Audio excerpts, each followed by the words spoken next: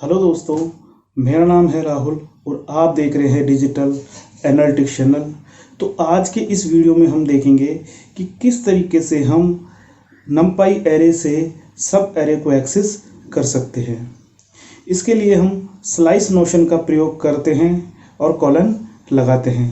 इसका जो सिंटैक्स रहता है वो रहता है स्क्वायर ब्रैकेट में सबसे पहले हम जो स्टार्टिंग इंडेक्स नंबर है वो हम देते हैं, उसके बाद कॉलन लगाते हैं, उसके बाद एंडिंग इंडेक्स नंबर देते हैं और कॉलन लगाते हैं। उसके बाद हम जितने स्टेप हमें एक्सेस करने हैं वो स्टेप हम देते हैं। तो चलिए चलते हैं गूगल कोलैब के ऊपर और देखते हैं किस तरीके से हम एरे के अंदर से सब एरे को एक्सेस कर सकते हैं। तो दोस्तों अब आ चुके हैं हम गूगल कोलैब के ऊपर और देखते हैं किस तरीके से हम एरे के अंदर से सब एरे को एक्सेस करते हैं।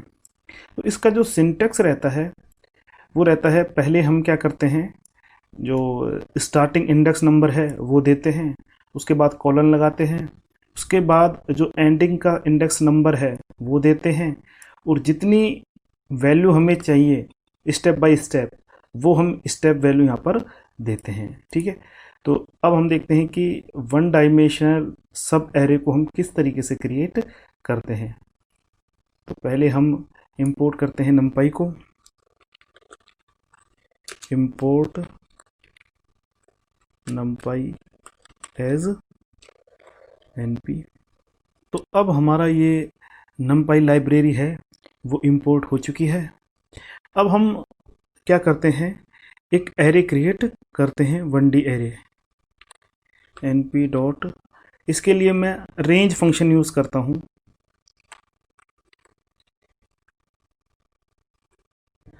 अब मुझे क्या चाहिए, एक से अगर 10 तक के एलिमेंट्स चाहिए तो मैं यहाँ पर क्या देता हूँ, 11 देता हूँ। अगर मुझे एक से लेके 15 तक के एलिमेंट्स चाहिए, सॉरी 0 से लेके 15 तक के एलिमेंट्स चाहिए तो मैं यहाँ पर क्या क्या दूंगा, 16 दूंगा। इस तरीके से ये एरे है वो क्रिएट होता है। इसको मैं एक वेरिएबल मैंने नाम दे दिया है आर, वेरिएबल मैंने दे दिया है इसको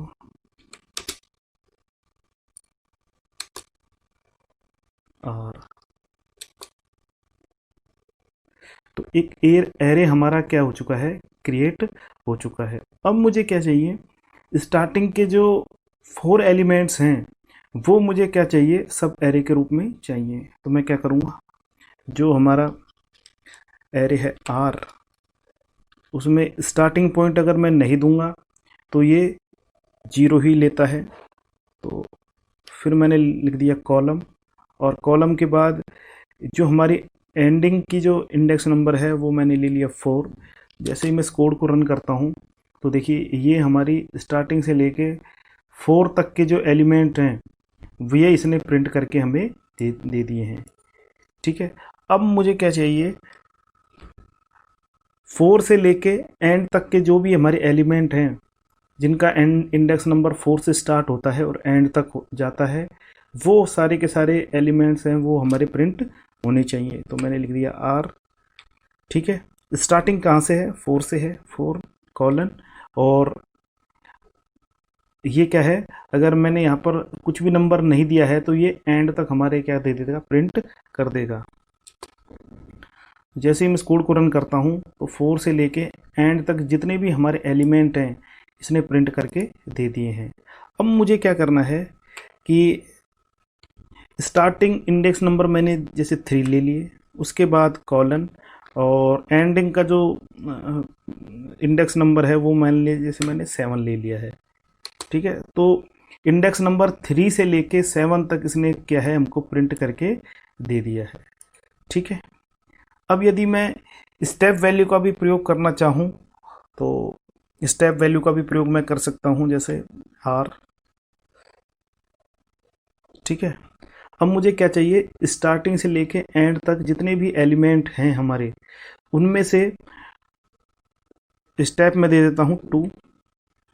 ठीक है, तो देखिए किस तरीके से ये प्रिंट होगा। तो ये देखिए एक छोड़कर एक इसने क्या है हमको प्रिंट करके दे दिया है।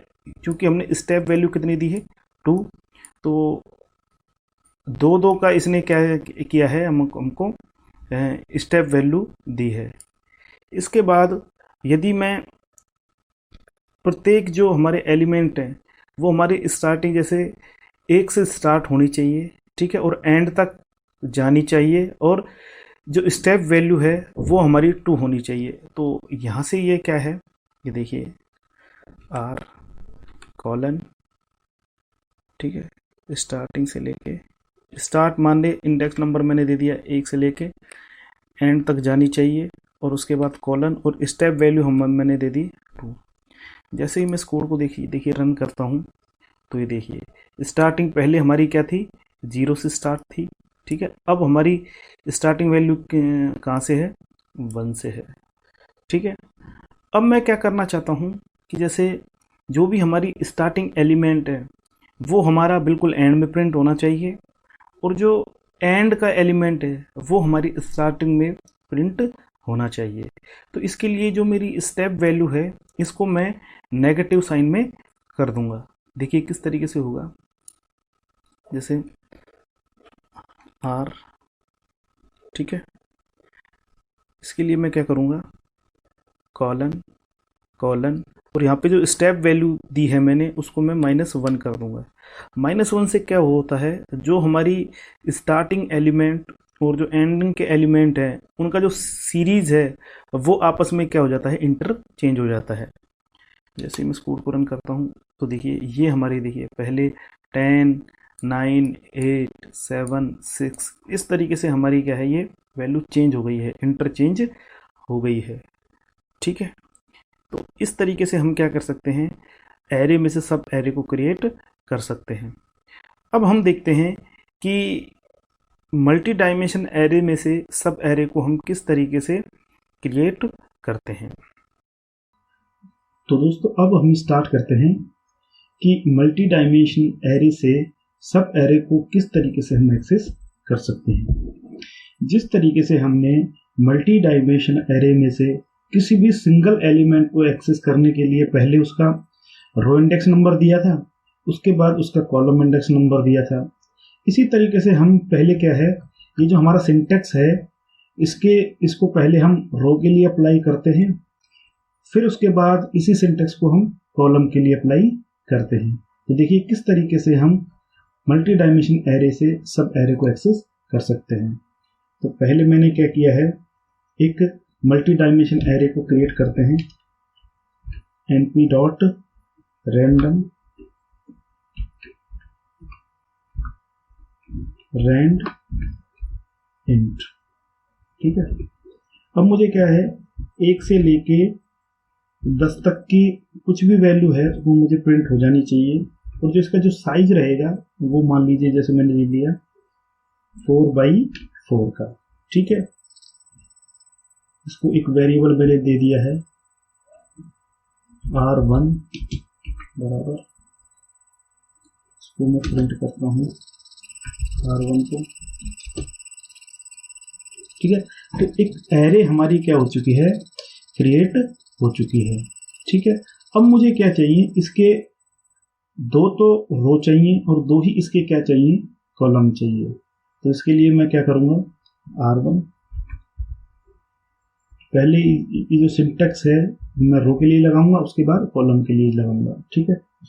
तो इसके लिए मैं क्या करूँगा, स्टार्टिंग से 2 तक चाहिए मुझे, तो ये मेरा रो के लिए हो गया। अब इसी सिंटेक्स को मैं कॉलम के लिए लगाऊंगा, ठीक है। स्टार्टिंग हमारी 0 से होती है तो इसको लिखने की कोई आवश्यकता नहीं रहती है, तो कॉलन 2। जैसे ही मैं इस कोड को देखिए रन करता हूँ तो ये देखिए हमारा जो 2 रो है और 2 कॉलम है ये इसने हमको क्या दे दिए, प्रिंट करके हमें दे दिए हैं, ठीक है। अब मुझे क्या चाहिए, जैसे r1 मुझे 2 तो रो चाहिए, तो कॉलन 2, ठीक है, कोमा, और जो 3 हमें क्या चाहिए, कॉलम चाहिए। तो जैसे ही मैं इसे कोड को रन करता हूँ तो देखिए इसमें 2 तो इसकी रो हैं और 3 इसके क्या हैं, कॉलम है। अब मुझे क्या चाहिए,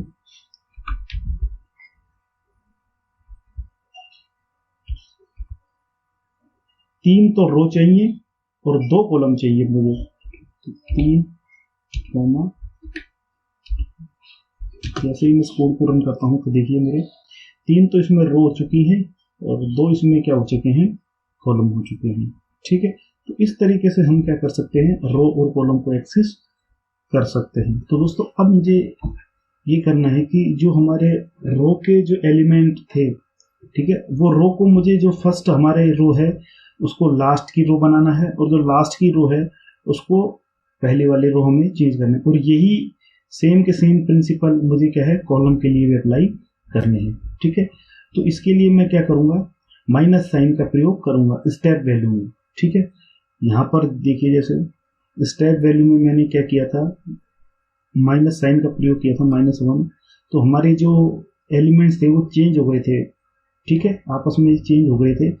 ये सेम फंडा मैं क्या कर सकता हूँ, यहाँ पर अप्लाई कर सकता हूँ। तो मैंने क्या किया, R1, इसके बाद कॉलन कॉलन -1, तो ये हमारा क्या हो गया, रो के लिए हो गया। इसी तरीके से कॉलम के लिए कॉलन कॉलन -1। अब जैसे ही मैं इस कोड को रन करता हूँ तो देखिए अब ये हमारा चेंज हो चुका है। चेंज किस तरीके से हो चुका है, ये देखिए, ये हमारा है 1671, तो ये देखो नीचे से चेंज हो चुका है 1671, क्योंकि यहाँ पर क्या है, रो के साथ जो कॉलम की जो एलिमेंट है वो भी क्या हुए हैं, हमारे चेंज हुए हैं। तो इस तरीके से हम क्या कर सकते हैं, चेंज कर सकते हैं। अब मुझे क्या है, पर्टिकुलर एक कॉलम चाहिए, फर्स्ट कॉलम मुझे क्या चाहिए, फर्स्ट कॉलम के जितने भी एलिमेंट्स हैं वो मुझे चाहिए। तो इसके लिए मैं क्या करूँगा, R1, इसके बाद रो के लिए, तो रो के लिए तो सारी ये रो होंगी उसमें, तो कॉलम का प्रयोग कर लूँगा। ठीक है, और कॉलम मुझे फर्स्ट कॉलम चाहिए तो 0 मैंने दिया। तो जैसे मैं स्कोर को रन करता हूँ, ठीक है, तो देखिए ये 1671,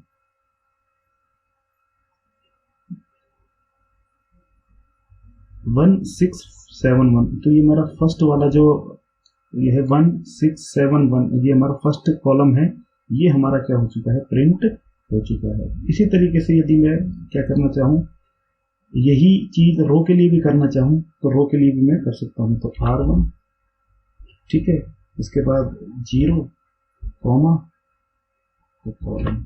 ठीक है, तो जैसे ही इस कोड को रन करता हूँ तो देखिए 1343, और यहाँ पर देखिए रो के लिए 1343, ये हमारी फर्स्ट रो है। तो इस तरीके से हम क्या कर सकते हैं, जो एरे है उसमें से सब एरे को एक्सेस कर सकते हैं। धन्यवाद।